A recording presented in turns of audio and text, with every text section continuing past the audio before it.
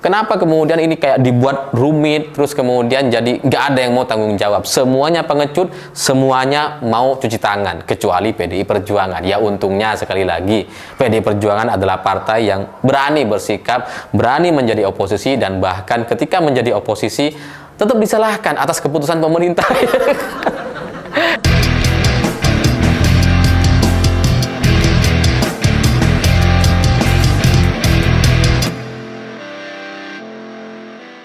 Selamat malam semuanya. Keputusan pemerintah untuk menaikkan PPN tahun depan menjadi 12% itu ternyata direspon secara negatif oleh banyak orang. Ini ditentang dan kemudian terjadi demonstrasi di berbagai daerah karena banyak yang tidak sepakat dengan kenaikan PPN 12% ini.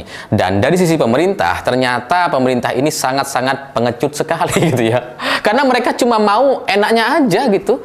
Kayak mantan kalian. Udah diajak kemana-mana, jalan kemana-mana, tapi nggak kunjung lamaran. Cuma mau enaknya gitu.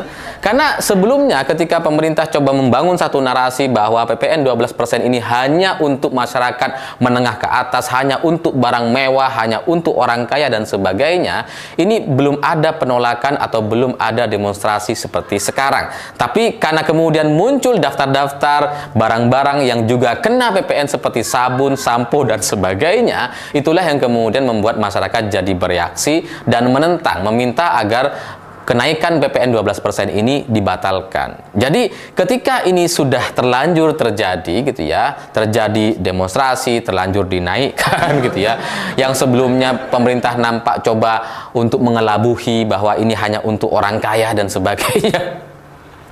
Sekarang mereka jadi seperti ketakutan atau panik dan pengecut sekali karena kemudian coba melemparkan isu ini kepada pihak-pihak lain. Tidak mau bertanggung jawab, tidak mau kemudian menjelaskan dan mengoreksi diri terkait keputusan yang sudah terlanjur diambil. Karena kalau barang-barang dan sudah dipajaki dengan kenaikan 12% seperti ini, itu kan sebenarnya memang tidak melihat ini barang mewah atau enggak, itu akan berdampak kepada semuanya gitu. Seperti misalkan AC, kulkas, mungkin itu masuk ke dalam barang mewah, tapi ya itu kan berdampak kepada UMKM dan pedagang-pedagang kecil lainnya. Nah, cuma sayangnya setelah keputusan ini diambil, seharusnya kan pemerintah bisa memberikan satu respon yang positif gitu. Seharusnya pemerintah itu bertanggung jawab. Misalkan mengevaluasi, misalkan mengoreksi barang-barang yang tidak perlu kena PPN dan sebagainya. Itu kan harusnya mereka lakukan. Tapi dari pihak pemerintah atau Menteri Airlangga Hartarto kemarin bilang bahwa ini bukan keputusan pemerintah. Pemerintah hanya menjalankan, hanya mengikuti amanah undang-undang. Sementara undang-undang itu yang buat DPR. Pemerintah hanya menjalankan. Padahal ini jelas adalah keputusan pemerintah gitu. Jadi kan pengecut gitu. Mereka mau 12%-nya, tapi nggak mau tanggung jawab. Dan bilang ini hanya ikut saja. Ikut amanah undang-undang. Dan ketika ini bola dilempar ke DPR, itu pihak Gerindra kemudian menuding bahwa usulan PPN 12% ini dari PDI Perjuangan katanya. Jadi bayangkan gitu, PDI Perjuangan sudah menjadi oposisi, hari ini disalahkan atas satu kebijakan pemerintah. Yang jadi presiden bukan dari PDIP, yang jadi menteri nggak ada satupun dari PDIP. Tapi ketika pemerintah bikin kebijakan, yang disalahkan PDIP.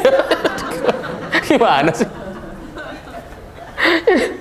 Jadi dari pihak Gerindra ini kemudian membuka gitu, satu cerita yang sebenarnya fitnah bahwa yang mengusulkan, yang menginisiasi PPN 12% itu dari PDI Perjuangan. Jadi heran kalau kemudian hari ini kader-kader PDI Perjuangan di Senayan mengkritik keputusan 12% ini, padahal mereka yang buat gitu ya. Ya mana bisa gitu. PDI Perjuangan ya mungkin memang masih menjadi partai pemenang pemilu gitu ya. Di Senayan kursinya lebih banyak. Memang PDI Perjuangan menjadi ketua DPR RI gitu ya. Memang itu faktanya. Tapi untuk membuat satu undang-undang dan kemudian diputuskan oleh pemerintah, itu jelas tidak hanya dari PDI Perjuangan. Dan kalau kita melihat semua yang disampaikan oleh pihak pemerintah dan Partai Gerindra, itu jadi kayak apa ya? Kayak ketakutan sekali mereka gitu. Dan kalau cuma takut aja itu kita bisa terima, tapi ini malah ngebohongin masyarakat gitu. Malah ngefitnah PDI Perjuangan. yang dari awal ngebohong kepada masyarakat, oh yang kena PPN cuma barang mewah gitu ya, tanpa mereka berpikir soal dampak dan sebagainya. Tapi ternyata kan faktanya tidak hanya barang mewah, semua kena gitu ya. Nah sekarang mereka juga jadi nggak ngaku, seolah-olah ini semua adalah kesalahan PDI Perjuangan. Jadi udah bohongin rakyat, masih ngemodoh-modohi gitu ya, membodohi masyarakat, seolah-olah ini kesalahan PDI Perjuangan. Padahal enggak, ini kesepakatan bersama. Dan syukurnya kader-kader PDI Perjuangan memang adalah kader-kader yang punya punya pemahaman dan bisa menjelaskan setiap masalah atau situasi dengan sangat baik sekali. Termasuk salah satunya adalah Wakil Ketua Komisi 11 Pak Dolfi. Karena Pak Dolfi kemudian menjelaskan secara rinci, secara sangat detail sekali terkait PPN 12% ini. Karena ini asal-usulnya itu dari Undang-Undang HPP. Dan Undang-Undang HPP ini dulunya tahun 2021 secara sejarah menurut Pak Dolfi gitu ya, faktanya ini diusulkan inisiatif dari pemerintah. Jadi terbantahkan, ini bukan inisiatif PDI Perjuangan, ini inisiatif dari pemerintah. Bahwa dulu PDI Perjuangan menang, berkuasa dan menjadi bagian dari pemerintah, iya. Tapi Gerindra Golkar kan juga. Ini bukan cuma satu partai. Jadi ini inisiatif dari pemerintah, bukan dari DPR tahun 2021. Jadi pada tanggal 7 Oktober itu kemudian disepakati oleh semua fraksi kecuali PKS. Jadi yang nggak setuju dengan PPN 12% atau Undang-Undang HPP ini hanya PKS saja, tapi itu kemudian bisa disahkan karena yang nggak setuju hanya minoritas gitu ya. Jadi ini semua ketika sudah diketok palu itu kemudian dibahas antara pemerintah dengan DPR. Ini dibahas bersama, tapi inisiatifnya jelas dari pemerintah, bukan dari PDI Perjuangan. Ya ini supaya kader-kader Gerindra yang nampaknya tidak punya pemahaman, tidak punya referensi yang benar, itu kemudian bisa tahu gitu. Jadi ya ini rapat sudah dilaksanakan pada tahun 2021 dan keputusan sudah dibuat di tahun 2021 terkait PPN 12% pada tahun 2025 ini. Itu keputusan tahun 2021. Jadi kalau ngelihat dari undang-undang yang dibuat, dari undang-undang HPP ini, itu kan sebenarnya ada aturan-aturan yang sangat-sangat fleksibel bagi pemerintah untuk kemudian bisa mengatur untuk menaikkan atau menurunkan PPN.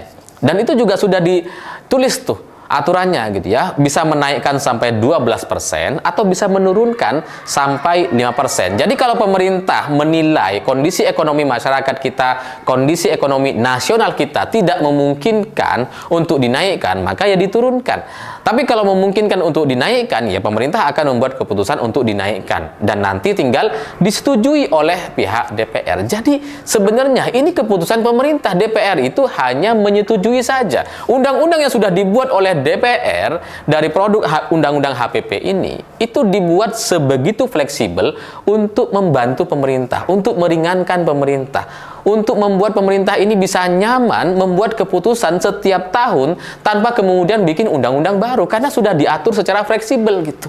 Jadi ya DPR bikin undang-undang iya gitu, tapi keputusannya tetap saja di pemerintah. Sehingga kalau Airlangga Hartarto bilang ini hanya menjalankan undang-undang, hanya menjalankan amanah dan sebagainya, itu ya menjadi salah sama sekali. Kalau mereka memang pemerintah merasa ini tidak pas, ini harus dikoreksi dan sebagainya, tinggal bikin tinggal bikin evaluasi aja gitu. Tinggal ajukan ke DPR untuk kemudian diturunkan menjadi 5% misalkan. Ya itu tinggal disetujui nanti sama DPR, selesai. Jadi ya ini adalah keputusan pemerintah. Ya karena yang memerintah ya pemerintah, bukan DPR. Bahwa ada undang-undang yang mengatur, itu adalah undang-undang yang sangat-sangat fleksibel, yang bisa dinaikkan, bisa diturunkan, menyesuaikan dengan situasi yang ada. Jadi ini adalah undang-undang yang bagus sekali seharusnya, dan pemerintah ya bisa merespon dengan baik, bukan malah kemudian membohongi masyarakat, membodoh-bodohi gitu ya. Ini cuma buat barang-barang mewah gitu ya. Terus kemudian membohongi masyarakat, membodohi masyarakat, seolah-olah ini pemerintah nggak ikut campur, ini semua dari DPR. Padahal yang menginisiasi ya pemerintah itu sendiri. Itu kan kayak pengecut sekali gitu. Ngapain gitu? Rezim ini kan baru berdiri, baru dibuat pada bulan Oktober lalu gitu. Jadi jangan jadi pengecut lah gitu ya. Jalannya kan masih panjang gitu. Jadi ya bisa bertanggung jawab dan kemudian bisa memberikan satu keputusan kebijakan yang sesuai. Jadi nggak perlu ribut-ribut sebenarnya gitu, nggak perlu untuk bilang bahwa ini urusannya di DPR, nggak bisa diubah seolah-olah ya gitu ya, seolah-olah pemerintah nggak punya pilihan, punya kok gitu ya. Faktanya seperti yang sudah disampaikan oleh Pak Dolfi, ini fleksibel, bisa diturunkan, bisa dinaikkan, menyesuaikan dengan situasi ekonomi hari ini. Jadi pemerintah beranilah bertanggung jawab, dan kemudian kalau sudah terlanjur diputuskan, ya silahkan jalan. Jangan kemudian nyalahkan orang lain, jangan kemudian lempar batu sembunyi tangan gitu. Karena ini soal yang sederhana saja gitu. Kalau kalian pede sekali untuk menaikkan PPN menjadi 12% dan paham risikonya, ya silahkan jalankan. Jalankan semuanya dan kemudian terapkan mitigasi risiko atau meminimalisir risiko-risiko yang terjadi di masyarakat.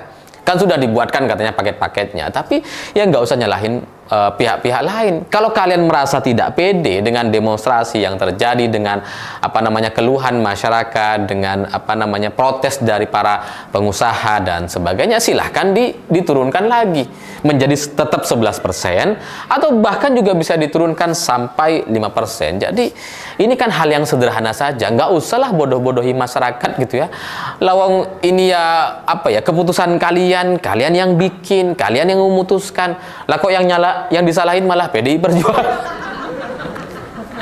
Tapi sekali lagi untungnya gitu ya, untungnya kader-kader PDI Perjuangan itu adalah orang-orang yang ya baik, yang orang-orang yang mungkin ada yang nggak baik, tapi kalau ngelihat dari penjelasan Pak Dolfi ini kan mudah sekali untuk kita bisa paham dan bisa menerima bahwa ternyata ini bukan soal salah DPR. Keputusannya memang ada di pemerintah.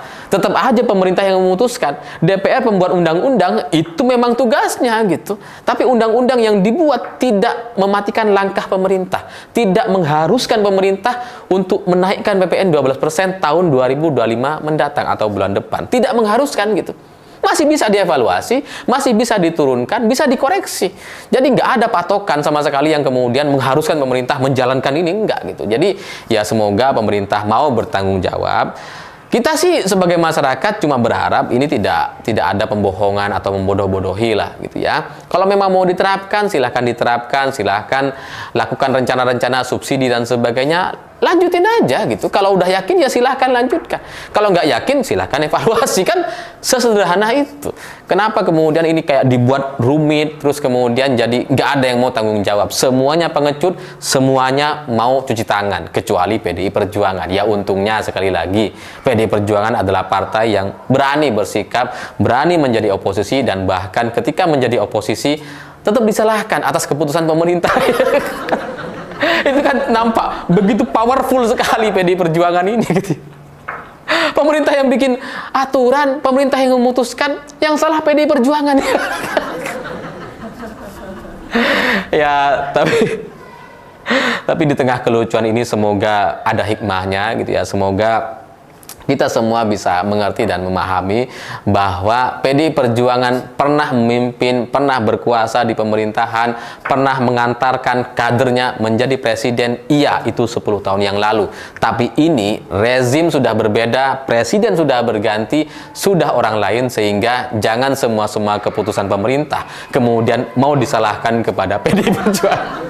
PDI Perjuangan udah oposisi itu, masih disalah-salahin juga gitu ya.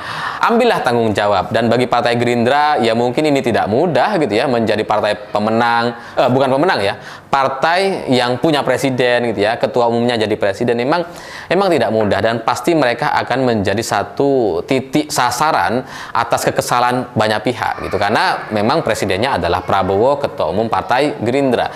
Tapi ya ambillah itu sebagai satu tanggung jawab ya, karena kalian sudah menjadi presiden, sudah menempatkan presiden sebagai pemimpin tertinggi di negara kita, dan kalian punya banyak menteri. Ambillah tanggung jawab untuk kemudian bisa mengambil risiko-risiko yang sudah ada. Jangan kemudian tidak mau tanggung jawab dan hanya mau enaknya saja. Saya pikir itu. Terima kasih sudah menonton. Begitulah kura-kura.